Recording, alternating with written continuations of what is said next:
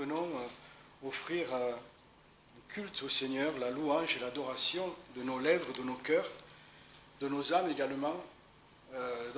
Voilà, c'est pour ça que nous sommes là.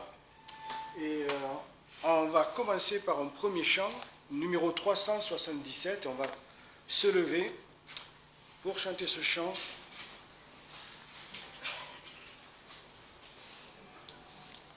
Le Seigneur est... On pourrait demander qu'est-ce qu'est le Seigneur pour toi, et on pourrait donner beaucoup de réponses. Et là, il y a quelques réponses.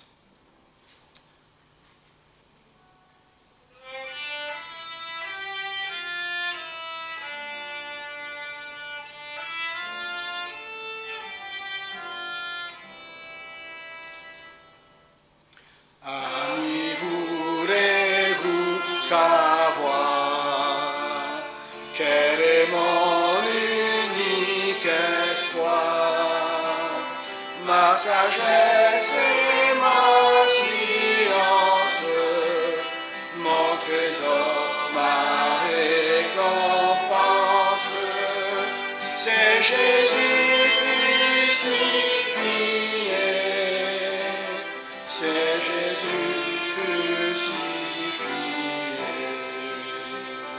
Quelle est l'encre de ma foi, de mon cœur, quelle est la loi, quel est mon seul sacrifice, ma sainteté, ma justice, c'est Jésus crucifié, c'est Jésus crucifié. De mon esprit languissant, qui fait cesser le tourment, dans la peine et la souffrance, qui soutient ma confiance, c'est Jésus ressuscité, c'est Jésus ressuscité. Quel est celui dont la mort me prépare un nouveau sort? Quel est cet ami fidèle qui sans cesse à lui m'appelle? C'est Jésus glorifié, c'est Jésus glorifié. Prions le Seigneur. Oui Seigneur, tu es venu en ton Fils, tu es venu nous apporter la vie, parce que Seigneur, il a payé. C'est lui qui a payé pour nous, il s'est donné à toi, il s'est livré en offrande volontaire, Seigneur, et agréable à toi, pour expier nos péchés, afin, Seigneur, que tu puisses nous pardonner nos péchés par la justice de la croix, afin aussi, Seigneur, de nous faire passer de la mort à la vie et de nous réconcilier avec toi. Tu l'as ressuscité, manifestant, Seigneur, que tu as approuvé ce sacrifice et que tout avait été accompli parfaitement pour notre salut. Et tu l'as glorifié, Seigneur, en le plaçant à ta droite, Seigneur, et maintenant il règne avec toi. Et nous attendons son retour, mais il est tous les jours avec nous selon sa parole, sa promesse. Nous le savons, nous le sentons, nous le voyons. Alors merci, Seigneur, pour tout ce que tu nous as donné en Christ. Et merci pour tes bontés, pour tes grâces. Merci aussi de nous avoir rassemblés encore ce matin. Et merci parce que nous ne sommes pas seuls dans le monde. Des millions de personnes se sont rassemblées ou se rassemblent pour magnifier et louer ton nom. Alors, bénis, Seigneur, tes assemblées et bénis-nous, Seigneur, dans ta présence. Glorifie ton nom dans nos vies, Seigneur, à la gloire de ton Fils Jésus-Christ. Amen. Vous pouvez vous asseoir et on va continuer dans nos chants avec le numéro 70.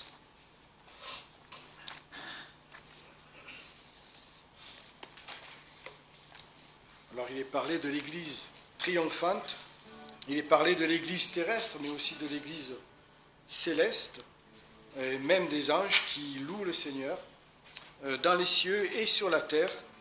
Donc vraiment c'est tout l'univers qui chante à la gloire de Dieu, du Dieu souverain, du Dieu créateur et du Dieu de gloire.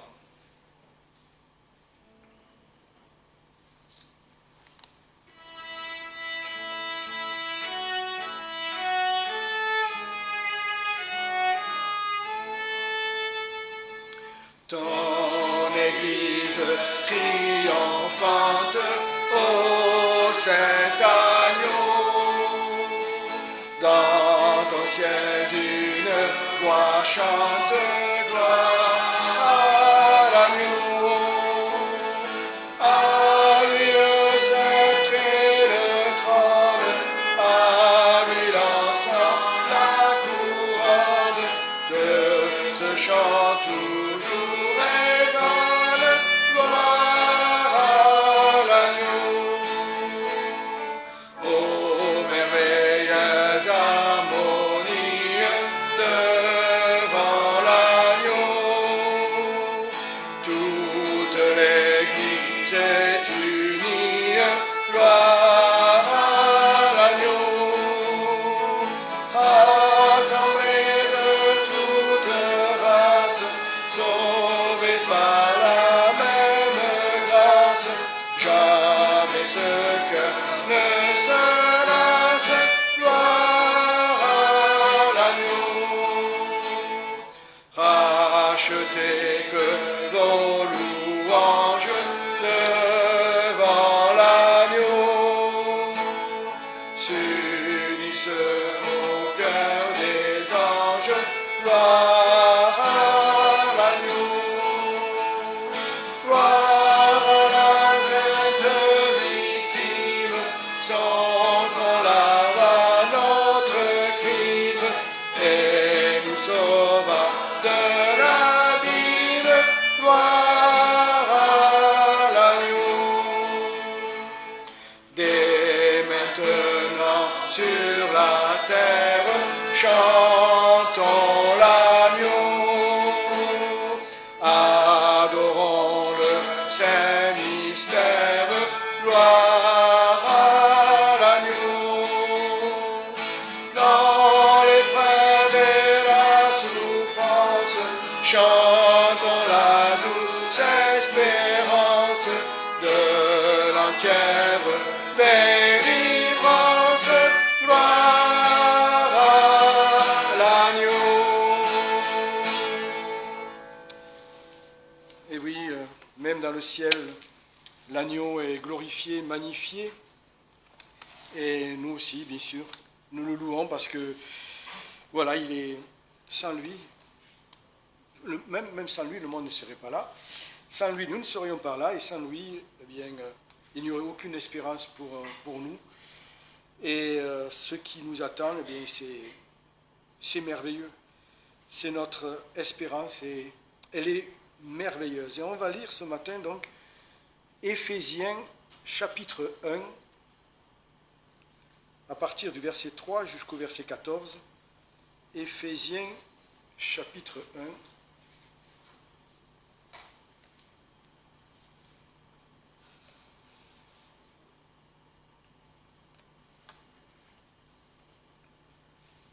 À partir du verset 3. Béni soit Dieu, le Père de notre Seigneur Jésus-Christ, qui nous a bénis de toutes sortes de bénédictions spirituelles dans les lieux célestes par Christ, selon qu'il nous a élus en lui, avant la fondation du monde, afin que nous soyons saints et irrépréhensibles devant lui par la charité, nous ayant prédestinés à être ses enfants adoptifs par le moyen de Jésus-Christ, d'après le bon plaisir de sa volonté, à la louange de la gloire de sa grâce, qui nous a gratuitement accordée en son bien-aimé, en qui nous avons la rédemption par son sang, la rémission des péchés, selon les richesses de sa grâce, qu'il a répandue sur nous abondamment par toutes sortes de sagesse et d'intelligence, nous ayant fait connaître le mystère de sa volonté, selon le dessein bienveillant qu'il avait auparavant résolu en lui-même, et qu'il devait réaliser à l'accomplissement des temps, à savoir, de réunir toutes choses en Christ, tant ce qui est dans les cieux que ce qui est sur la terre. C'est en lui aussi que nous sommes devenus héritiers, ayant été prédestinés d'après le décret de celui qui opère toutes choses selon le dessein de sa volonté, afin que nous servions à la louange de sa gloire, nous qui avons les premiers espéré en Christ. En lui, vous êtes aussi, après avoir entendu la parole de la vérité, l'évangile de votre salut, et avoir cru en lui, vous avez été scellés du Saint-Esprit qui avait été promis, lequel est un gage de notre héritage pour la rédemption de ceux qu'il s'est acquis à la louange de sa gloire. Jean nous dit dans son épître, voyez qu'elle a...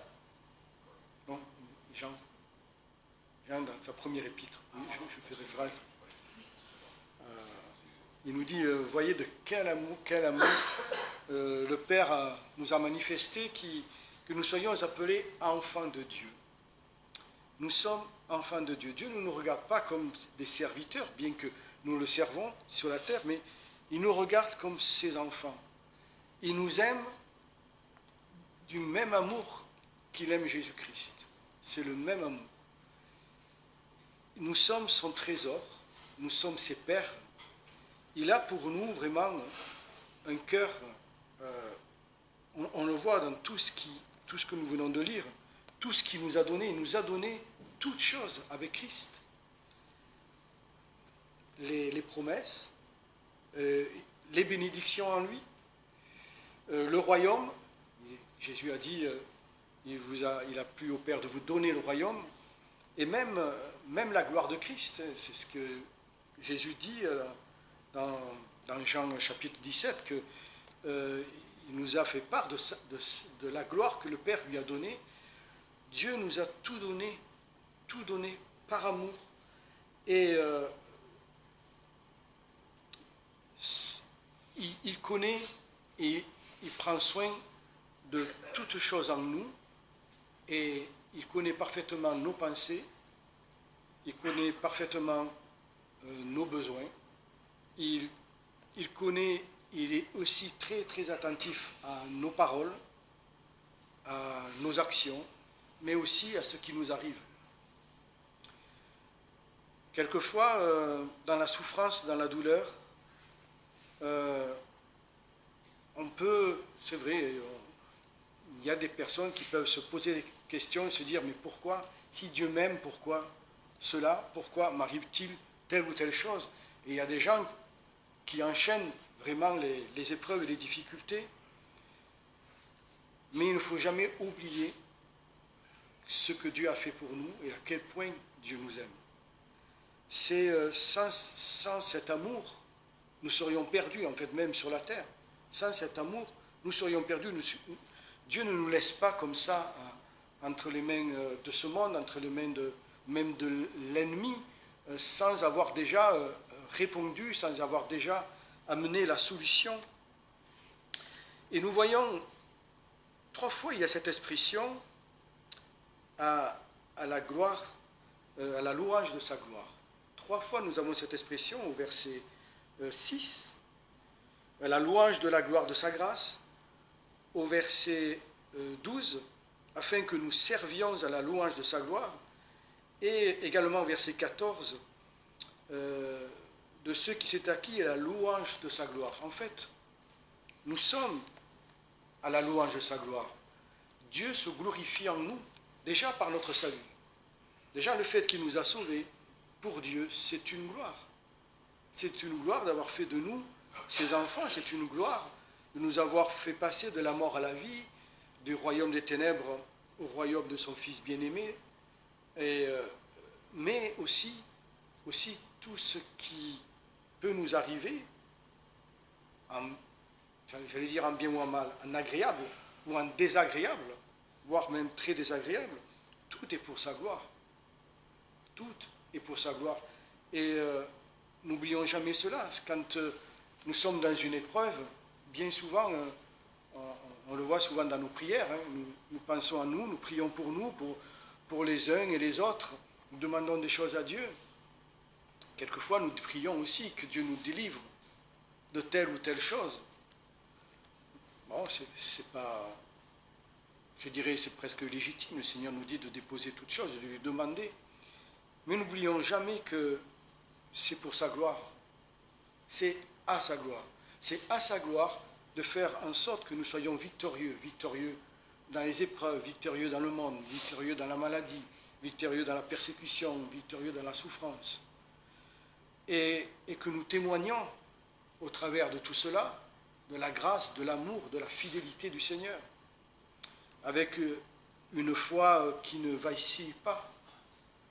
Et nous sommes pour la gloire de Dieu, nous sommes éternellement pour la gloire de Dieu, mais déjà sur la terre, nous sommes pour la gloire de Dieu, et nous n'oublions pas que, que dans tout ce qui nous arrive, c'est pour la gloire de Dieu. Regardons les événements, les situations aussi, tout pour la gloire de Dieu, et n'oublions jamais aussi cet amour que Dieu a pour nous. C'est une force, c'est un soutien, c'est une consolation, et on ne comprend pas tout. Le Seigneur ne nous dit pas de tout comprendre, mais seulement de croire à son amour. Et ça devrait nous suffire pour vivre ce que nous donne à vivre sur cette terre. On va reprendre nos chants avec le numéro 321.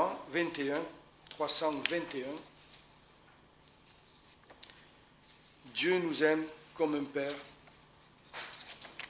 Alors on n'est peut-être pas tous des pères sur cette terre, mais nous comprenons ce qu'est l'amour de Dieu pour nous.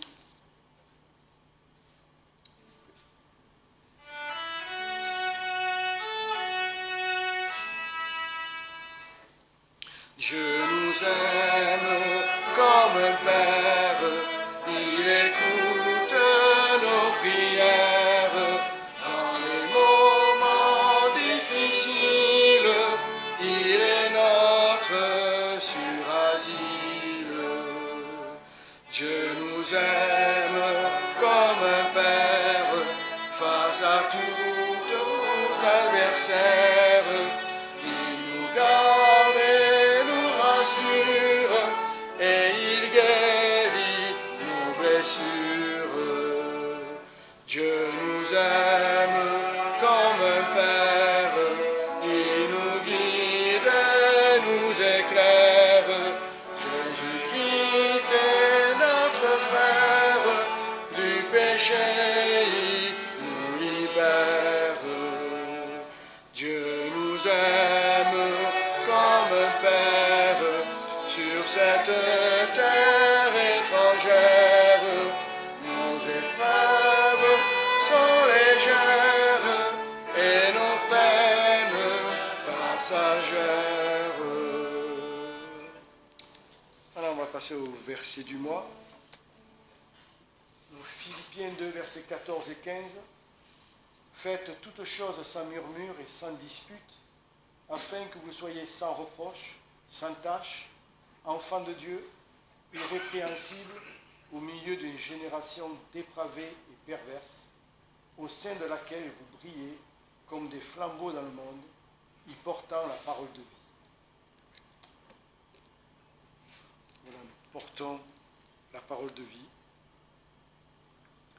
dans ce monde, et nous sommes justement, en restant fidèles au Seigneur, nous apportons une lumière que le monde ne voit pas, ne connaît pas, mais que Dieu peut révéler aussi en ouvrant les yeux des aveugles et les oreilles des sourds. Pour chanter le chant numéro 321.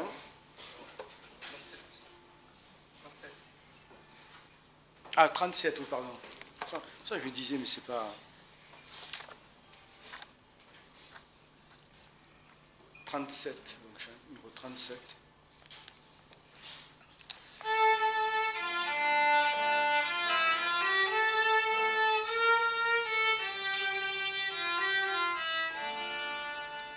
Seigneur, grand Dieu, ton pouvoir est immense, tu dis du néant surgit l'univers. Rien ne subsiste que par ta puissance, soleil de flamme ou limite des mers. Le firmament et ses millions d'étoiles, tout obéit au plus profond des cieux. Mon cœur s'émeut lorsque tu me déclares ta majesté, ton pouvoir glorieux. Seigneur, grand Dieu, au fond de ta sagesse, qui se révèle dans ta création, tu fis de nous, malgré notre faiblesse, par ton esprit, tes enfants d'adoption. Le mont superbe et le roseau qui plie font éclater ta gloire au Dieu des cieux.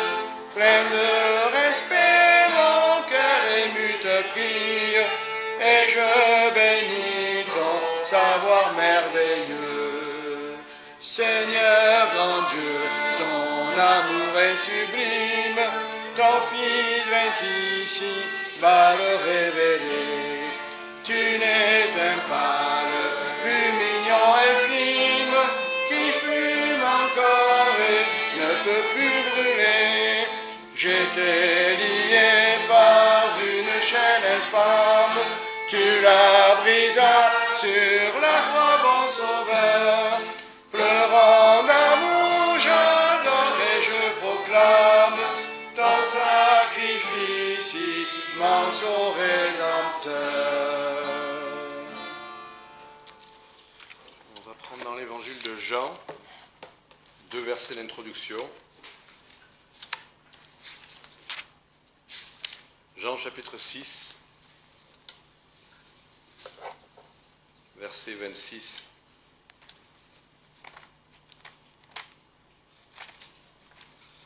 J'avais un message tout prêt que j'ai prêché la semaine dernière au Rouet. Je pensais que ça serait ça. Et puis non, le Seigneur m'a ramené plutôt à ce texte-là, qui sera simple, un message simple, mais c'est quelque chose dont on a toujours besoin. Donc, ces 2 versets d'introduction, Jean chapitre 6, verset 26, Jésus leur répondit et leur dit, en vérité, je vous le dis, vous me cherchez, non parce que vous avez vu des miracles, mais parce que vous avez mangé des pains et que vous avez été rassasiés. Travaillez non point pour la nourriture qui périt, mais pour celle qui demeure jusqu'à la vie éternelle, et que le Fils de l'homme vous donnera, car le Père, Dieu, l'a marqué de son sceau. Voilà, je sais que c'est tout un texte et on va lire la suite juste après, mais juste ces 2 versets d'introduction pour montrer une question de besoin. De quoi a-t-on besoin? Notre plus grand besoin, c'est quoi? Je sais, quand je faisais des études, j'avais un bac en économie, on parlait des besoins. Il y avait les besoins primordiaux, les vrais besoins, et puis après, il y a les désirs, les envies, toutes les choses périphériques. Des fois, on confond un peu les deux, mais pour Dieu, c'est simple. Manger, un toit, et autant que possible avoir un travail pour assumer tout ça. C'est ça ce qu'on appelle les besoins. En fait, si on veut, sans faire d'une définition d'économie, ce qui nous permet de vivre. Voilà. Sans ça, on ne peut pas vivre. Donc quel est notre plus grand besoin? C'est un piège, parce que c'est respirer d'abord. Parce qu'on peut tenir plusieurs jours sans manger, mais pas plus de quelques minutes sans respirer. Donc c'est respirer, c'est l'oxygène, d'accord. Mais après, c'est bien la nourriture dont on a besoin. Voilà. Sans nourriture, première chose, au bout de quelques heures, on est à moitié endormi, fatigué. Sans nourriture, au bout de quelques heures, on commence à ressentir un malaise, voire, si ça dure plus longtemps, une forme de souffrance. La faim est une souffrance. Sans nourriture, on ne peut pas grandir. Voilà. Un enfant, si vous ne lui donnez pas de lait d'abord et puis après de nourriture, il va dépérir. Et donc, sans nourriture, pas de vie, tout simplement. C'est vrai pour le corps et c'est, à plus forte raison, vrai spirituellement. Voilà. Et le Seigneur dit, oui, on a compris chaque jour, je ne sais pas vous comme moi, mais le matin, assez rapidement, j'ai besoin de manger. Voilà, pour lancer la journée. On le sait, ce besoin. C'est tous les jours qu'on on assume ce qu'il faut faire sans trop de difficultés, manger, boire. Ça montre bien que c'est ancré en nous de satisfaire ce besoin.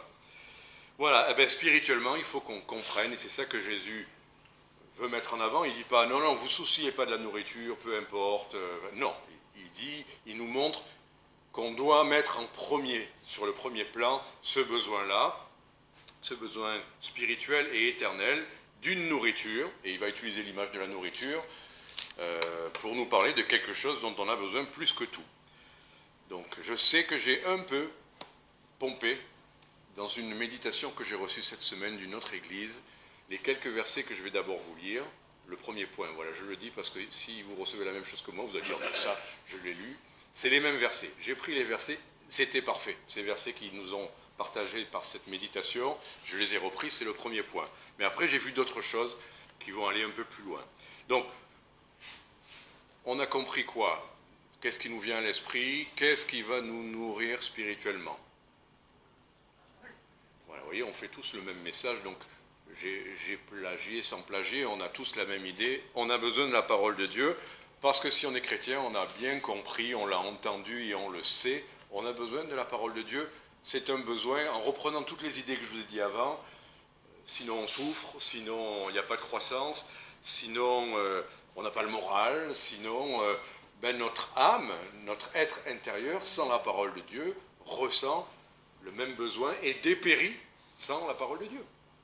Ça, c'est une évidence. Donc la parole de Dieu, littéralement, nourrit notre âme, pour les mêmes raisons que la nourriture physique nourrit notre corps. Donc je vais prier et on va voir quelques versets qui illustrent ce propos.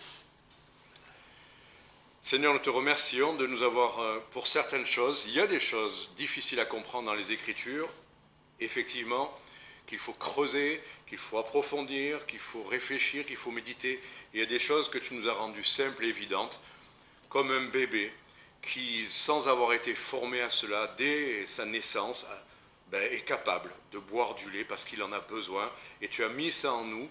Et Seigneur, merci parce que la nourriture spirituelle que tu vas nous donner dans ta parole, c'est ce dont on a besoin, mais aussi l'autre chose qu'on va voir ensuite. Alors Seigneur, bénis ce message. Rappelle-nous ce que nous savons bien, comme une évidence, mais qu'il faut se nourrir et qu'on puisse mettre en pratique, quelles que soient nos circonstances, quels que soient les temps, cette satisfaction de ce besoin primordial pour notre âme de la nourriture en Christ. Amen. Donc, premier verset qui vient à l'esprit, Matthieu 4, 4. C'est un peu la même idée, Matthieu 4, 4. Évidemment, je vais vous dire quelques évidences, mais c'est bien de les rappeler, parce qu'en soi, ces versets sont aussi une nourriture, donc j'espère qu'on va avoir un bon repas. En voyant ces versets, moi je sais que ça m'a fait du bien de les relire. Jésus répondit, il est écrit, l'homme ne vivra pas de pain seulement, mais de toute parole qui sort de la bouche de Dieu. Voilà. On pourrait juste prendre ce verset et le développer à l'infini, toutes ses implications, toutes ses nuances. Pas de pain seulement, ça veut dire que oui, on a besoin de pain, mais de toute parole qui sort de la bouche de Dieu. Il y a beaucoup de choses on cherche à se faire du bien avec certaines choses, mais au fond, ce dont nous avons besoin, c'est de la parole de Dieu. Notre frère nous parlait des souffrances, des épreuves. C'est la parole de Dieu qui sera la nourriture dont on a besoin pour y faire face. Jérémie chapitre 15, verset 16.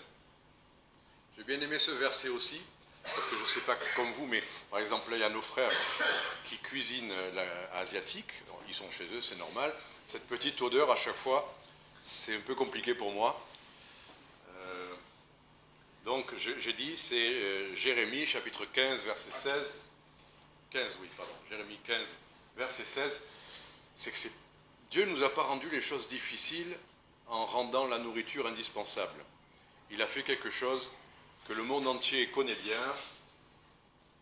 Dès que j'ai trouvé tes paroles, je les ai dévorées. Et tes paroles sont la joie et là les graisses de mon cœur, car ton nom est invoqué sur moi, Éternel de désarmés. Mangez. Est-ce que vous vous dites, tout à l'heure, entre midi et 1h, il faut encore manger, c'est pas possible. Je pense que normalement, on est plutôt content, en général, quand on a faim, de pouvoir manger. Normalement. Mais la parole de Dieu, devrait être la même chose. Le moment où on va lire la Bible, ou l'étudier, ou se rassembler pour entendre un message, ça devrait être, oh là là, il faut que je lise ma Bible. Je ne sais pas, mais le matin, autant je suis content d'aller prendre mon café et mon petit croissant ou je ne sais pas quoi, autant quand je me mets à lire ma Bible, c'est pour moi le même désir, sauf qu'il est en plus spirituel, mais c'est le même besoin. Et tant que je n'ai pas fait ça, je ne suis pas bien. Tant que je n'ai pas eu ces textes, ces paroles qui nourrissent mon âme et qui vont être ma joie. Et là, les graisses de mon cœur. Donc la nourriture, réjouissez-vous si vous avez un bon repas ce midi. Mais quand vous ouvrez la Bible, réjouissez-vous. C'est pour la joie et l'allégresse de votre cœur. C'est pas pour vous dire qu'est-ce que Dieu va me faire tomber dessus encore aujourd'hui. Qu'est-ce qu'il va encore me dire pour me culpabiliser ou me faire peur. C'est pas ça la parole de Dieu. Jérémie, celui qui passe par ces temps, il a un message terrible à annoncer et il va passer, lui inclus dans son peuple, par des temps terribles. Et il dit, mais dès que je trouve ta parole, c'est la joie et l'allégresse de mon cœur. Que ça soit la même chose pour nous, quels que soient les temps dans lesquels nous vivons. Psaume 119, verset 103. Et c'était un peu cette idée aussi que je voulais introduire. Le psaume 119, tout le psaume 119 ne parle que de la Bible. Mais là, on a ce petit verset que j'aime bien aussi. Verset 103. 119, verset 103.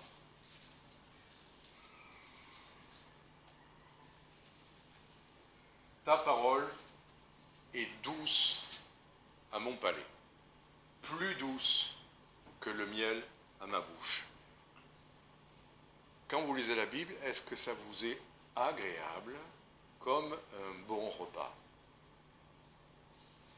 Salé, pas salé sucré, je veux dire, salé, c'est dire, c'est du miel.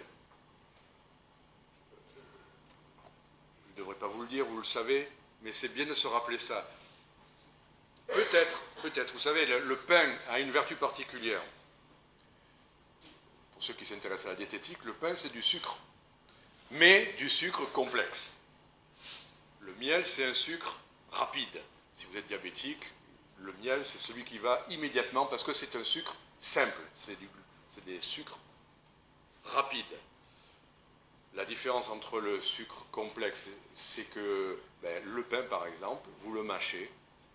Avec la salive, il y a un processus de décomplexification de ces sucres qui font qu'au bout d'un petit moment, pas longtemps, si vous mâchez de la mie de pain, qu'est-ce qui se passe?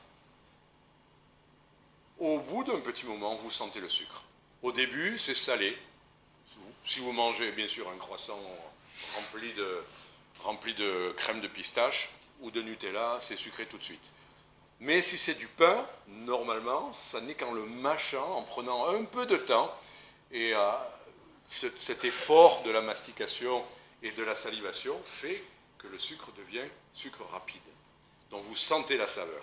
Et il faut passer du temps avec la Bible pour en bénéficier pleinement, avoir ce goût agréable. On croit qu'en ayant lu, là, j'ai lu un verset, oh ben non, ça ne me fait rien, oh j'ai lu. Mais prenez le temps, il faut mâcher la parole de Dieu pour qu'elle délivre sa saveur et son sucre surtout, ce qui nous est agréable. Elle fera son travail même si vous n'avez pas senti le sucré, comme le pain. Si vous le mangez sans le mâcher, au bout d'un moment, dans l'estomac, ça fera son effet. Comme votre lecture, au bout d'un moment, même dans votre journée, peut-être le Seigneur va réveiller ces saveurs-là. Mais si vous prenez le temps, un peu plus, méditer, il y a méditer aussi la parole. Il y a la lire, il y a la réfléchir, il y a chercher à la comprendre, mais il y a aussi la méditer. Et vous verrez qu'au bout d'un instant, c'est tout ça qui va en faire le goût agréable et le sucre. 1 Timothée chapitre 4, verset 6, ça va être l'avant-dernier verset sur cette idée-là. 1 Timothée chapitre 4, verset 6, voilà ce que Paul dit à qui? Aux petits-enfants en Christ. Il le dit à Timothée, Donc 1 Timothée chapitre 4, verset 6. Alors, Paul dit à Timothée justement d'enseigner la parole de Dieu. Voilà, et il le dit, il lui répète, il ne devrait pas avoir à lui dire, parce que normalement, Timothée a été formé à ça, il a fait une formation avec Paul. Mais il est obligé de lui rappeler ça. Et il lui dit, si tu représentes ces choses aux frères, tu seras un bon ministre de Jésus-Christ, nourri des paroles de la foi et de la bonne doctrine que tu as exactement suivie. Donc, il y a le contact avec la parole en elle-même comme une nourriture, mais il y a aussi la foi qui doit aller avec ça, la lecture seule et même la méditation. Il y a des gens qui étudient la Bible pendant des heures qui ne sont pas nourris. Pourquoi? Parce qu'ils n'ont pas la foi. Pour eux, cette parole, ce n'est pas la parole de Dieu. C'est des gens qui ont écrit des choses très sages, et donc ça n'a pas le même effet. Moi, j'ai étudié à un moment donné avec des juifs le cercle d'études hébraïques, qui était un cercle gnostique. Donc ils étudiaient verset par verset, même des fois même les mots, et même les lettres avaient une signification. Mais ils ne croyaient pas que c'était Dieu qui avait écrit ça. Ça ne fait pas la même chose dans les cœurs. C'est quelques pensées qui peuvent traverser votre esprit, mais qui ne nourrissent pas votre âme, parce que vous ne le croyez pas. C'est des paroles de foi. Ce que nous lisons dans la Bible, il faut la foi pour en être pleinement nourri. Et la bonne doctrine que tu as exactement suivie.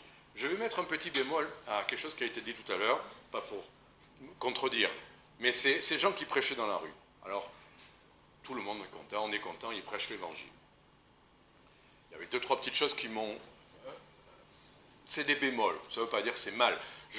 Paul disait, et le Seigneur dit, chaque fois que Christ est annoncé, on se réjouit. Même si on n'est pas sur la même longueur d'onde, sur tel ou tel point, tant que Christ est annoncé, que l'évangile est annoncé, on se réjouit. Ce groupe-là, il y en a qui sont venus nous voir. Alors ça ne les a pas dérangés, on était encore en train de distribuer quand ils sont arrivés. Ça ne les a pas dérangés.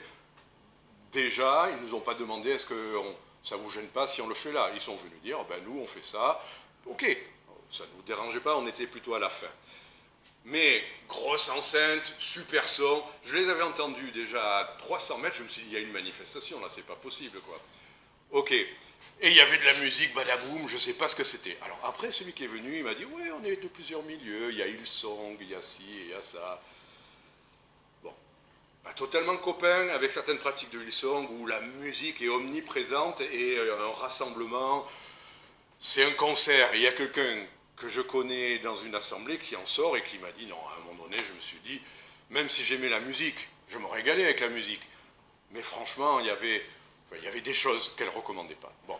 Donc, et il m'a dit, nous on est de plusieurs milieux, on est en train de faire une formation, on les forme à prêcher, à la prédication, à la proclamation. Ah ben très bien, proclamation.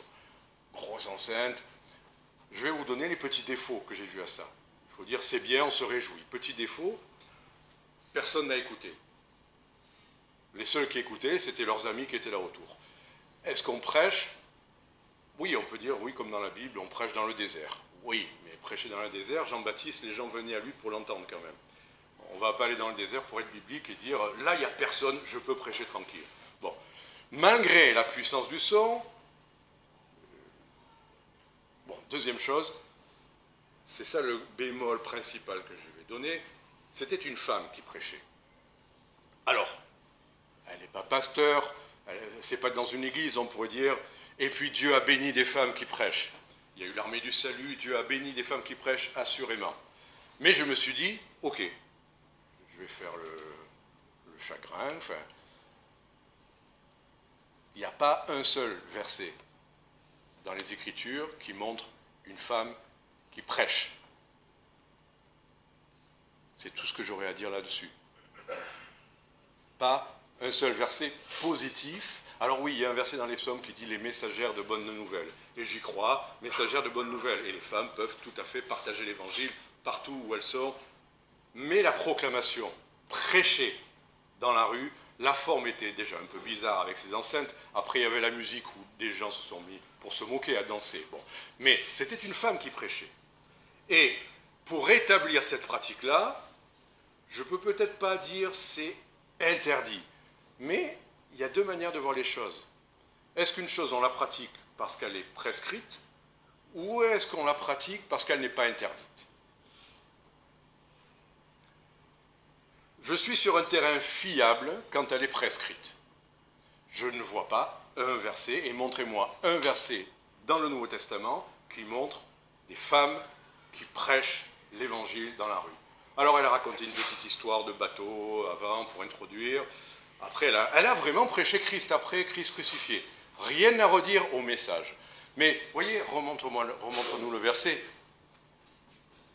Voilà, je dis ça pour montrer quand il y a écrit la bonne doctrine de la foi et de la bonne doctrine que tu as exactement suivi. Juste un petit rappel, il est bon de suivre exactement ce que les Écritures nous disent. Voilà, alors on peut dire, ouais, mais bon, soyez pas trop... Mais on ne va pas l'empêcher, on n'est pas venu les empêcher, on s'est salué, on a échangé, tout ça. Mais après, est-ce que ça serait une chose que moi je recommanderais, ou que dans un institut on devrait enseigner? Ben écoutez, dernier détail, après elle fait un appel. Il n'y avait personne qui écoutait, il n'y avait que ses amis. Elle fait un appel, et maintenant, levez la main, vous qui voulez recevoir le Seigneur Jésus. Il y a un homme qui a levé la main, c'était son formateur. Qu'est-ce que ça veut dire? Oui, mais on va dire que c'est un procédé pédagogique. D'accord, mais ça me gêne un peu quand même. Si on lève la main pour accepter le Seigneur Jésus, qu'est-ce que c'est ces trucs où on fait les choses pour que les gens se fassent la même chose? Et avec ces techniques de main, après, c'est... Bon, ben voilà, je m'arrête là. C'est juste, bon, j'ai eu envie quand même de dire un petit quelque chose à ce propos. Et on est pour l'évangélisation, et on est à 150% pour l'évangélisation. Et vous pourriez me dire, oh, mais il n'y a pas écrit non plus dans les Écritures distribuer des prospectus. C'est vrai. C'est vrai. Il n'y avait pas de prospectus à l'époque. Enfin, sinon, c'était des parchemins. C'est un peu compliqué. Mais tous les moyens de propager la parole sont bons. Alors voilà, c'est des petits bémols. C'est pas tout faux, c'est pas tout. On n'est pas les meilleurs, on n'est pas gentils, on n'est pas juste. Juste, ça vaut la peine de réfléchir aux choses qu'on voit. Et on peut se réjouir. Christ est annoncé, je me réjouis. Mais pour ce qui nous concerne, pour voilà, chacun de nous, en tant qu'Église ou à titre personnel, essayons de faire les choses telles qu'elles sont écrites. Et puis finalement, essayons de faire comme elles sont exactement écrites. Voilà. Ça nous évitera peut-être des glissements. Voilà, c'est tout ce que j'avais à dire là-dessus. Alors, on a compris, la parole de Dieu nous nourrit, littéralement. Vous manquez de force, nourrissez-vous. Vous n'avez pas le moral, vous allez retrouver la joie avec la parole de Dieu. Vous pensez ne pas avoir de croissance, ne pas grandir spirituellement, nourrissez-vous spirituellement. La parole de Dieu fait tout ça. Je dis ça par exemple par rapport à la musique chrétienne. On parlait de Hillsong et le badaboum qui sortait des enceintes. Musique chrétienne. J'ai entendu des chrétiens qui me disaient littéralement, je ne peux pas faire mon ménage si je ne me mets pas exo à fond. Avant de me mettre à mon ménage, pour retrouver le moral, je me mets cette musique. C'est un effet vibratoire. C'est une musique dynamique qui va vous énerver. Comme vous avez besoin de café, mais peut-être ça va vous énerver un peu. Mais qu'est-ce que c'est un cantique? Qu'est-ce que c'est la musique ou les cantiques chrétiens? C'est les vibrations qui ont un effet sur nous, ou c'est le contenu? Est-ce que c'est les paroles qui doivent avoir un effet sur votre âme, ou est-ce que c'est la musique? La musique, c'est important, mais ça n'est dans l'Église et utile aux chrétiens que par les paroles. Le reste, c'est les effets sur les émotions, sur le corps. Ça nous plaît, ça ne nous plaît pas, c'est émouvant ou c'est dynamique. Il n'y a pas de mal à ça, Dieu a voulu la musique. Mais quand vous écoutez de la musique chrétienne dans une langue que vous ne comprenez pas, qu'est-ce que c'est? Ce sont des vibrations, ça n'est qu'un effet sur votre corps. C'est pas ça que le Seigneur veut. Juste on relit Colossiens chapitre 3, versets 15 et 16. Colossiens chapitre 3. Là, il est question de la musique. Vous allez dire, oh là, aujourd'hui, Didier, c'est aujourd'hui, c'est juste aujourd'hui, ne vous inquiétez pas, je ne ferai pas ça toutes les semaines. Colossiens chapitre 3, versets 15 et 16. Que la paix de Christ, à laquelle vous avez été appelés en un seul corps, règne dans vos cœurs, et soyez reconnaissants. Verset suivant. Que la parole de Christ habite parmi vous abondamment, en vous, en toute sagesse, instruisez-vous et exhortez-vous les uns les autres par des psaumes, par des hymnes et des cantiques spirituels, chantant dans vos cœurs au Seigneur avec reconnaissance. La pensée de Dieu sur un cantique, Nouveau Testament, c'est quoi? Instruction, exhortation. Instruction, exhortation. Et quoi? En avant les gars, on va leur marcher sur la tête. C'est en toute sagesse, et c'est pour que la parole de Christ habite en nous abondamment. D'autres traductions disent dans toute sa richesse ou dans toute sa diversité. Reconnaissons qu'il y a des recueils aujourd'hui qui sont très répandus dans nos milieux, enfin les milieux évangéliques on va dire de manière générale, où franchement c'est toujours les mêmes thèmes. Répéter 4 ou 5 fois la même phrase, c'est toujours gloire, lumière qui descend, qui nous remplit, et que l'amour... Mais il n'y a pas d'instruction. Qu'est-ce qu'on a appris avec ce cantique? Qu'est-ce qu'on a compris? On a entendu la même phrase dans 4 cantiques, la même idée. On est à des lieues de ça. Donc, vous pouvez aimer manger à McDonald's. Vous pouvez aimer les tacos. Aujourd'hui, il paraît que c'est tacos à tous les repas pour... Vous aurez des problèmes un jour, et dans pas longtemps. Hein. Et spirituellement, il y a de la musique chrétienne tacos. Pleine de crème, pleine de gras, ou pleine de sucre. Ça nous plaît. Ça plaît au palais. On aurait se dire, mais quand même, c'est dégoûtant. Non, ça plaît. C'est pas désagréable, sinon on n'aimerait pas. Il y a des exhausteurs de goût, justement, qui font. Comment on s'accroche à ces espèces de chips? Il y a les exhausteurs de goût. Et c'est addictif. Et dans certains types de musique, il y a des exhausteurs de goût musicaux dont les gens sont addicts. Enfin, et même si vous savez qu'il y a les légumes à côté, que vous avez besoin de protéines, de glucides, mais si on vous propose votre... Eh bien, vous mangez ça, vous vous coupez l'appétit. D'ailleurs, ça, à l'apéritif, hein, si vous mettez des chips et des cacahuètes salées, vous coupez l'appétit à tout le monde. Ben voilà, allez, j'arrête là-dessus. Musique chrétienne, c'est ça. Ce qu'on doit chanter dans nos églises, c'est ça. Des textes, je ne vous dis pas c'est les anciens ou les nouveaux, c'est ça. Tant que vous trouvez ça, de l'instruction, de l'exhortation, de la doctrine, des choses claires, des choses qui vous édifient, des choses que vous réfléchissez, c'est pas du pré-mâché, des choses qui vous obligent à réfléchir un peu, qu'est-ce que ça dit, qu'est-ce que ça veut dire, c'est quoi? Dans les psaumes, il y a des paroles pleines de sens, des paroles pleines de charme, des paroles. C'est pas la musique qui nous charme, c'est les paroles qui doivent nous avoir un effet sur notre âme. Deuxième grand point, je serai beaucoup plus court, et là on revient au texte de l'évangile de Jean. Maintenant qu'on a compris, on est d'accord. D'accord, le premier point, je crois que, même si j'ai pris des illustrations discutables avec le calcium et le tacos, là on est d'accord. C'est là, on a besoin de la parole de Christ pour nous nourrir, pour notre croissance, pour vivre. Mais vous savez quoi, on peut passer notre vie à étudier la parole et qu'il nous manque le principal. On revient donc à Jean chapitre 6, la suite des 2 versets qu'on a vus. Et là, je vais survoler ces versets qui parlent d'eux-mêmes, je n'aurai pas besoin de les développer. Donc, à partir du verset, on va dire 28, c'est la conclusion de travailler pour la nourriture, non celle qui périt, mais celle qui donne la vie éternelle. Et verset 28, Jean 6, 28, ils lui dirent donc, mais alors que ferons-nous donc pour travailler aux œuvres de Dieu? Qu'est-ce qu'on doit faire? Mais Jésus leur répondit, c'est ici l'œuvre de Dieu, que vous croyez en celui qui l'a envoyé. Et on continue. Alors ils lui dirent, mais quel miracle fais-tu donc que nous le voyons et que nous croyons en toi? Quelle œuvre fais-tu? Nos pères ont mangé la manne dans le désert. selon qu'il est écrit, il leur a donné à manger le pain du ciel. Et Jésus leur dit, verset 32,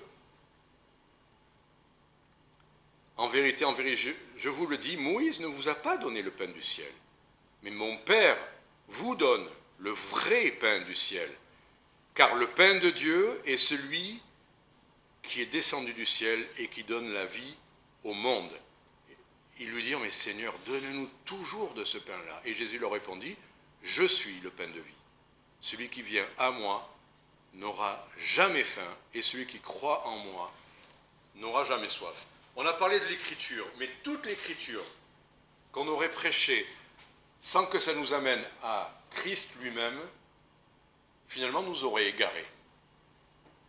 Si je m'en tenais au premier point, de dire nourrissez-vous de la Bible, ça va être du miel, et c'est ce dont vous avez besoin, sans vous dire que la parole doit nous amener à Christ. Si elle ne nous amène pas à Christ, elle nous laisse, comme si vous aviez d'un point à un autre un pont qui vous laisse 5 mètres avant d'être passé de l'autre côté, qui s'arrête là. Si l'Écriture ne nous mène pas à Christ, on n'aura pas tout ce qu'on espère. On n'aura pas ce rassasiement, on n'aura pas cette paix, on n'aura pas été nourri. Et c'est ce que Jésus lui dit. Et eux sont en train de dire, oui, mais nous, Moïse, ça ne sera pas beaucoup, plus que 10 minutes. Moïse, quand même, c'est la Bible. C'est lui qui nous a donné le pain du ciel, c'est la manne, d'accord? Il fait référence à la manne. Il nous a donné, Moïse, le pain du ciel. Donc la religion, ce qu'on croit, c'est bon, ça suffit. Et Jésus leur dit non. Jésus ne vous a pas donné le vrai pain du ciel, le vrai pain du ciel que Dieu nous a donné. Je dis Moïse, ben c'est Jésus, le vrai pain. Il y a eu la manne. Jésus ne remet pas en question l'événement de Moïse et de la manne. Mais il dit, ce n'est pas le pain dont vous avez besoin pour la vie éternelle. C'était un pain, c'était un miracle, c'était bien pour ceux qui l'ont mangé, c'est une image. Ça s'est vraiment passé, mais c'est une image de moi. Ça nous amène à moi. Et ces choses-là, de l'ancienne alliance, amènent à Christ. Mais c'est Christ. Jésus dit, ces choses-là, c'était l'ombre des choses à venir. La réalité, c'est Christ. Vous faire un message sur la manne, ça pourrait être très édifiant. Elle est blanche, elle est pure, elle est là tous les jours, et tout ce que vous voulez. Mais finalement, celui qui nourrit, c'est Christ. Donc le vrai pain de vie. Donc la religion ne suffit pas. Et justement, alors ils ont compris, donne-nous toujours de ce pain. Il dit, oui, je suis le pain de vie, celui qui vient à moi. Il faut qu'aujourd'hui, ça nous donne envie de venir à Christ. D'avoir compris qu'il faut lire la Bible, c'est bien. Mais venir à Christ, qu'à travers l'écriture, notre étude, notre méditation, on cherche Christ. Il y a des livres qui ont été écrits, Christ, dans toutes les Écritures, qui montrent que normalement tout chemin devrait nous mener à Christ, que notre lecture devrait nous mener à Christ. Parce que, finalement, celui qui vient à moi n'aura jamais faim, celui qui croit en moi n'aura jamais soif. Parce que Christ, l'étude de la Bible, la compréhension de la Bible, l'application de la bonne doctrine, faire tout ce qu'il y a à faire, ne rassasie pas. Et on pourrait être toujours plus énervé, franchement. Si je vous laissais avec juste « n'écoutez pas ce genre de musique et ne faites pas comme eux », on peut faire des chrétiens énervés tout le temps, qui voient toujours ce qui ne va pas chez les autres. Mais celui qui vient à Christ, il va trouver sa satisfaction. Il ne va pas être toujours en guerre contre tout le monde, tous ceux qui ne font pas comme lui, tous ceux qui n'ont pas la même couleur de cravate, ou celui qui ont... Vous voyez, ne soyons pas des chrétiens non plus comme ça. Si on vient à Christ, on est rassasié. Et vous savez quoi? Bon, une personne de mon entourage proche est diabétique. Et mon frère était diabétique. Bon. Un des premiers signes du manque de sucre, du niveau de la glycémie, c'est quoi? C'est la nervosité. Et on n'a même pas besoin d'être diabétique pour ressentir ça. On commence un peu à être nerveux quand on a besoin de manger, non? Vous vivez ça des fois? Vous êtes un peu plus irritable plus facilement quand c'est l'heure du repas et que vous n'avez pas votre repas.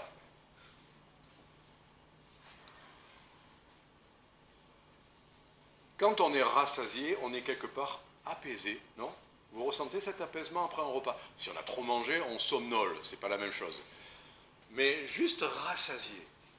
Bien sûr que ça nous apaise. Quand on a bien mangé, on est moins nerveux, il y a une sensation qui se diffuse dans notre corps. Ben avec l'âme, c'est pareil. Venir à Christ fait cette paix, fait ce rassasiement de l'âme. On est satisfait. Voilà. Ça nous suffit. Je parle beaucoup de nourriture, mais c'est normal, c'est le sujet, peine de vie. Le sucre tel quel, rapide. Quand vous mangez, qu'est-ce que ça fait? Mon épouse fait un délicieux gâteau au matcha depuis. Le problème, c'est que ça donne envie d'en manger encore. Le sucre pur est addictif, bien sûr, mais c'est qu'on n'est pas satisfait. C'est comme l'exhausteur de goût, c'est comme les cacahuètes salées. Ça ne rassasie pas, ça ne suffit pas. On a besoin d'autre chose. Ben, venir à Christ, on est rassasié, ça nous suffit. On est sevré. Donc notre lecture nous amène à cet état de ne plus avoir faim. Ça ne veut pas dire qu'on n'a pas faim de mieux ou faim de plus, mais voilà. Quand on touche à Christ, on est rassasié. Et je vais terminer avec le dernier point, tout aussi court que le deuxième. Toujours dans le chapitre 6, mais un peu plus loin dans le chapitre, verset 47. Jésus reprend ce discours, donc c'est la peine de reprendre ce discours avec lui. Un peu plus loin, verset 47, Jean 6, 47. En vérité, je vous le dis, celui qui croit en moi a la vie éternelle. Ça, c'est le sujet. Et on va lire jusqu'au verset 63.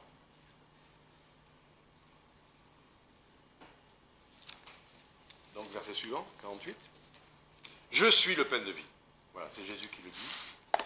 Je vais vous le lire. Vos pères ont mangé la manne dans le désert et ils sont morts. Donc, pour dire, même les miracles que les Juifs ont connus, ils sont morts un jour. Ça ne suffit pas. C'est ici le pain qui est descendu, verset 50. C'est ici le pain qui est descendu du ciel, afin que celui qui en mange ne meure point. Là, je vous ai parlé du rassasiement, mais maintenant on parle de la vie, pour ne pas mourir. Je suis le pain vivant. Pain vivant. C'est intéressant. Pain de vie et pain vivant. Qui est descendu du ciel. Si quelqu'un mange de ce pain, il vivra éternellement, et le pain que je lui donnerai, c'est ma chair. Je la donnerai pour la vie du monde. Les Juifs disputaient donc entre eux, disant « Comment cet homme peut-il donner sa chair à manger ?» Et Jésus leur dit « En vérité, je vous le dis, si vous ne mangez la chair du Fils de l'homme, et si vous ne buvez son sang, vous n'aurez point la vie en vous-même. » Je vais lire quand même l'intégralité, parce qu'on va voir la réaction des disciples. Nous, aujourd'hui, on a l'habitude de ces phrases, on les a entendues, mais reconnaissons, quoi ? Si je disais aujourd'hui, si vous mangez un morceau de mon bras, vous aurez la vie. Ou le mollet. Le mollet. Si vous mangez mon mollet, bon, vous direz, ça va. Où j'ai mis les pieds, là, je peux rentrer chez moi. Mais c'est ce que Jésus leur dit. Si vous buvez mon sang même, mais quelle horreur, qu'est-ce qu'il raconte? Ben oui, c'est bien ce qu'il dit. Alors on continue. Verset 54. Celui qui mange ma chair et qui boit mon sang a la vie éternelle, et je le ressusciterai au dernier jour. Car ma chair est véritablement une nourriture, et mon sang est véritablement un breuvage. On s'arrête là, on dit, mais en plus il dit, non, c'est pas une image, c'est littéral.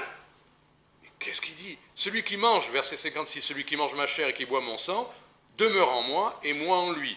Comme le Père qui est vivant m'a envoyé et que je vis par le Père, ainsi celui qui me mange vivra par moi. C'est ici le pain qui est descendu du ciel. Ce n'est pas comme vos pères qui ont mangé la manne et ils seront morts. Celui qui mangera ce pain vivra éternellement. Jésus dit ces choses enseignant dans la synagogue à Capernaum. Plusieurs de ses disciples ayant entendu dire « Mais cette parole est dure. Qui peut l'écouter ?» Bien sûr, si vous n'expliquez pas ça, allez-vous-en, fuyez. Mais Jésus, sachant en lui-même que ses disciples murmuraient de cela, leur dit « Cela vous scandalise-t-il? Mais qu'est-ce que ce sera donc si vous voyez le Fils de l'homme monter où il était auparavant? C'est l'esprit qui vivifie, la chair ne sert de rien. Les paroles que je vous dis sont esprit et vie. Qu'est-ce qu'on retient de tout ça? Il dit, si vous ne mangez ma chair et mon sang, vous n'aurez pas la vie éternelle. Donc croire en Christ seulement ne suffit pas. Il faut manger. Et manger quoi? Sa chair et son sang. Pas manger allégoriquement son enseignement. C'est lui dont on a besoin. C'est lui dont il faut se nourrir. Et pas seulement de sa personne, mais c'est son sang et c'est sa chair. C'est pas seulement de son exemple, c'est pas seulement de sa sagesse, c'est pas de sa bonté dont il faudrait quelque part s'inspirer, comme si ça passait par nos pores. C'est littéralement manger chair et sang. Et là, il insiste en disant, véritablement, qu'est-ce qu'on comprend? Mais il faut lire jusqu'à la fin, où il dit, mais ces paroles sont esprit et vie. Et là, il a réglé la question, c'est spirituel. Bien sûr qu'on ne peut pas manger la chair, que personne n'a jamais mangé la chair ou bu le sang de Christ, littéralement, ni de ses disciples, ni personne depuis.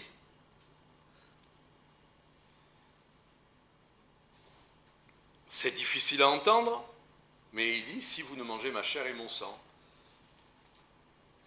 croire en Christ exemplaire, parfait, source d'inspiration, ne suffit pas. C'est Christ crucifié qui nous donne la vie éternelle. C'est Christ qui donne sa vie à la croix, qui verse littéralement son sang, donc sa vie. Il la donne pour le monde entier, mais c'est celui qui vient et qui mange. Notre frère rappelait que c'est quiconque. Tout le monde est invité. Tout le monde peut. Il y a assez. Il y a assez pour tous. Mais c'est seulement celui qui mange, comme un buffet. On peut vous montrer le plus grand et le meilleur buffet du monde. Si vous ne venez pas personnellement vous servir et après manger, ça ne sert à rien.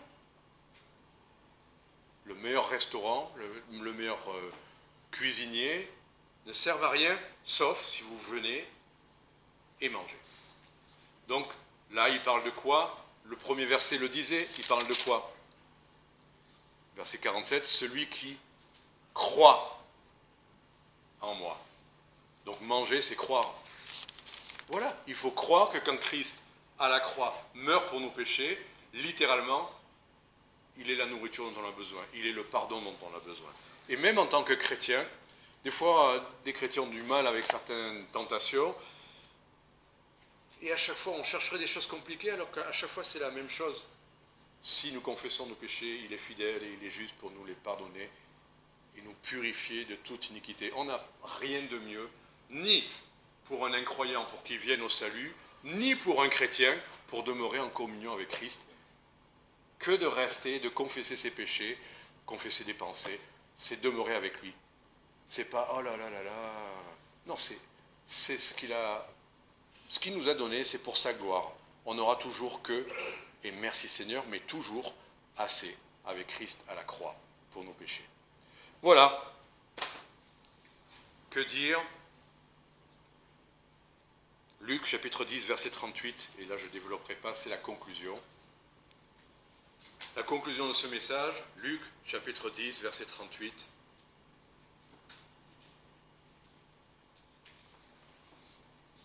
Un épisode qu'on connaît bien, on est dans les classiques là. Comme ils étaient en chemin, il entra dans un bourg et une femme nommée Marthe le reçut dans sa maison. Elle avait une sœur nommée Marie qui, se tenant assise aux pieds de Jésus, écoutait sa parole. Et Marthe était distraite par divers soins du ménage. Étant survenue, elle dit « Mais Seigneur, ne considères-tu point que ma sœur me laisse servir toute seule? Dis-lui donc qu'elle m'aide. »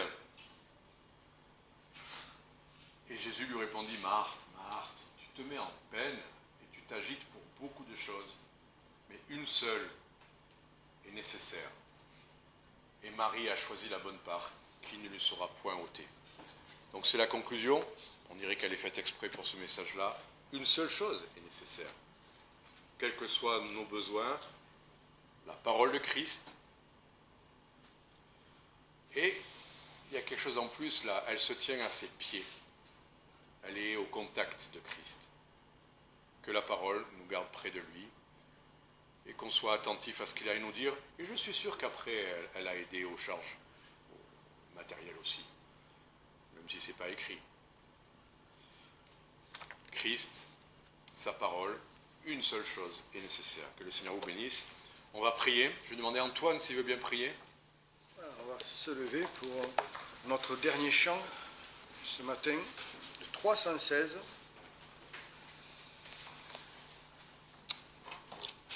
Voilà, la foi.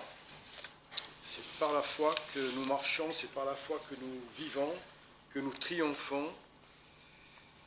Et voilà, c'est par la foi que nous nous nourrissons, c'est par la foi que nous glorifions notre Père et notre Seigneur Jésus-Christ.